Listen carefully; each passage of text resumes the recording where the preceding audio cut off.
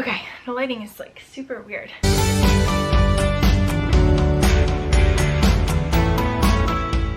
But today is our Newark Community Day event. So yesterday was like honestly really crazy. We lost power around like, I don't know, 4 or 5, and we didn't get it back until almost midnight. So first of all, my vlog, I had not edited it because I was focused on preparing for the event, and so I had very low battery on my laptop. I edited as much as I could and then it died on 1%, and I couldn't upload it until I had Wi-Fi again because for some reason my hotspot is not working. So I stayed up even though we had no power. I just hung out and stayed up until 11:15 when the power came back on, immediately finished editing my vlog, uploaded it. I am so grateful because that would have been the first time that I would have missed uploading in more than 2 years, and I've not missed a single upload during that time, and so I made it, thank goodness. So that happened, and it was really hard preparing for an event when I didn't have electricity. Like, I had all this stuff that I was waiting to print because I was waiting for confirmation on the inventory stuff from my dad. So then that was super rushed and I ended up not being able to print it. And then my dad had to print it, and I gave him this thumb drive that it was on. That was his idea, by the way. That was a great idea, to download it onto a thumb drive. Gave it to him. He lost the thumb drive at the end of our driveway, so I had to drive down and help him find it in the leaves. It was a crazy night. And then I slammed my knee on my laptop when I was getting up. I'm not good in the dark. Probably no one is. None of us can see. But I got up to like go talk to my mom about something, and my laptop was on my ottoman, which is right at knee level, and it was hanging off the edge, and I slammed my knee on it. Let me see if I can show you the pain. I don't know if you can see that.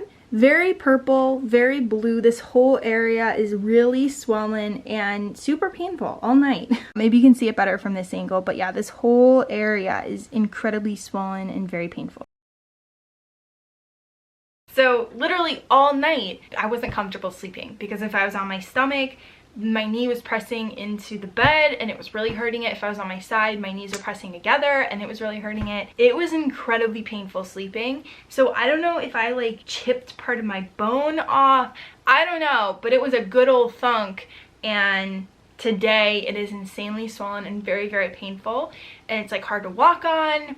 It's a whole thing, and I realized I haven't gotten injured basically the entire pandemic, so my pain tolerance has gone down a lot. I'm just trying to elevate it. I mean, I can't really walk on it. It's like so sad. So that's been fun to deal with today. But the event is going so well. It's just been a lot of fun hearing updates as, you know, the event goes on, because it is so much effort to prepare for. Like, my dad is making a ton of inventory for the event because we don't have inventory usually, because we try to be zero waste and we try to be made to order, which means that if someone orders it, then we make it. And so we don't really hold inventories to, you know, decrease waste. And so for an event, we actually have to make inventory. So, you know, we made all this inventory on my end. I had to prepare all the displays, all the designs, like get all of the informational like wording stuff ready to go. It's a lot of work. It is so much work. So like all day yesterday I was preparing. But yeah, so that is today, is me just being holed up in bed, honestly, because my knee is like so incredibly painful. Like going up and down the stairs is difficult for me. I have such a delicate body.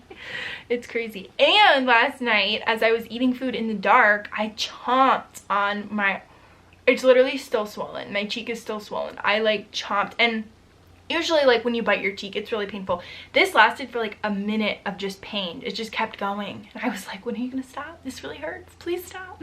So last night was not my night. In the dark is not my place. But anyway, yeah, those are just some updates on the adventure of life. So I have some homework I need to do before tonight. I have other work I need to do today as well, but I also really need to rest because now, in addition to my health being so bad, my knee is just injured beyond belief. I just can't get over. My laptop is dangerous. Stay away. All right, I'm gonna go back to reading and I'll talk to you soon. Bye.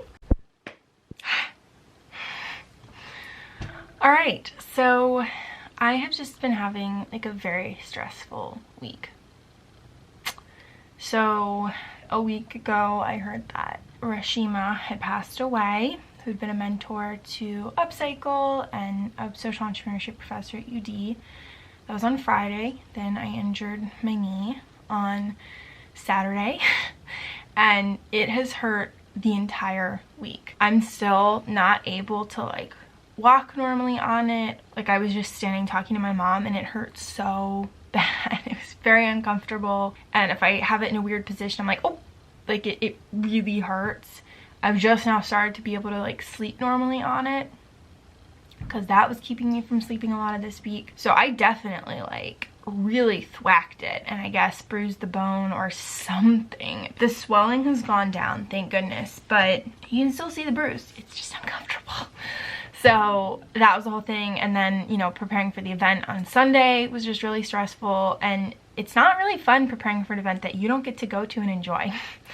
But the event went really well, and a lot of the team was there, which was amazing, and we passed a milestone of raising $900 for nonprofits with Upcycle Design, so that was incredible. With the giveaway we did on Upcycle Instagram, we're adding a lot of followers, so we have almost 1,500 followers now, which is incredible. And then Monday, I met with my doctor. She wanted to see me in person, so I had to go in, which is just very stressful.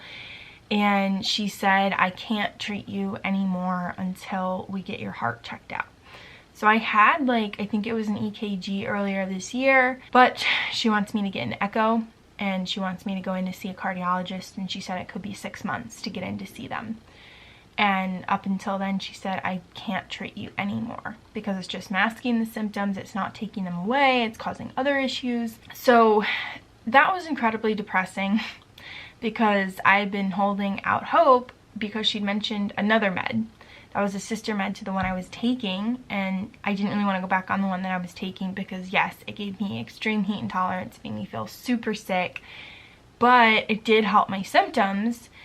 And since I've been off the meds, I've been pushing through the symptoms as much as I possibly could because I was like, all right, I just need to push through until I can get back on a med. And to hear that I cannot, maybe for 6 months, maybe longer, maybe shorter, but that was her thought, was it was going to take at least 6 months to get in to see this cardiologist. Very depressing because I have been very low functioning and I am very burned out, because I've been pushing so much and I've been trying to do the same amount of work with so much less energy and so much less function. And it was very, very tough this week. I've just been like crying a lot, and I don't normally cry. Just a lot of emotions from all the things that are happening. It's just, I think, mentally and emotionally really taken a toll on me to hear that. And I've had to make a lot of really hard decisions this week to pull back on meetings. I've pulled back on therapy, like the frequency of therapy. I had to pull back on some of my mentoring meetings, the frequency of that. I'm not really going to be able to schedule fun phone calls with friends in the foreseeable future. One of my mentors was like, you shouldn't be doing 3 meetings a day. You should be doing 3 meetings a week. And for me to have to pull back on that when, like, one of my classes, I'm supposed to meet with my classmates every week, and another class I meet with my professor every other week. And then for Upcycle, we have every other week team meetings, and then I meet with my whole team once a month. Oh, and then I meet with April every week because we're working on, you know, really important stuff that needs momentum. And to be told, like, you really need to pull back. My doctor was like, you need to minimize and then add back in when you're feeling better.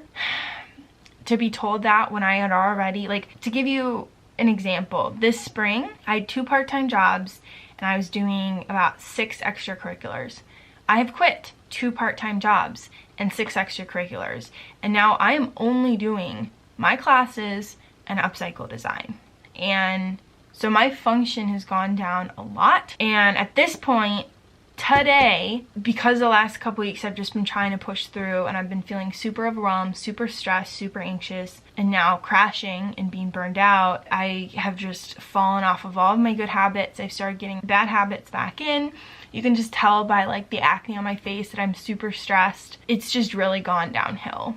And that really sucks. I was journaling last night, and this is taking me back to when I first had Lyme disease and couldn't sleep because of the anxiety and because I was working so hard all day trying to get stuff done that the night was like my time.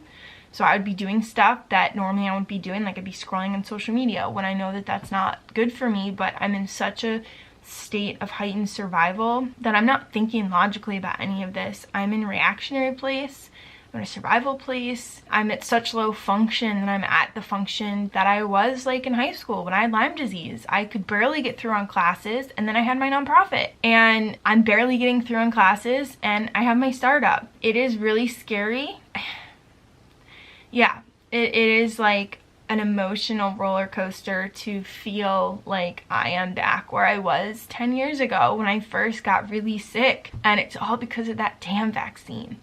You know, like if I hadn't, because I knew that that vaccine, I just had a really bad feeling about it, and I was peer pressured into getting a quarter dose, and UD was making me get a vaccine to take classes, and I submitted to that, and literally the last almost 10 months of my life, it feels like I've lost almost a year of just incredibly low function, and that really sucks. So this is where I'm at in the journey. I'm kind of at a loss. I'm really struggling right now, and so I need to turn the focus to rest, rejuvenation, and figuring out how to maintain instead of to get through for when I get medication again. I'm not going to. So I have to just learn how to maintain this, and that's like really scary.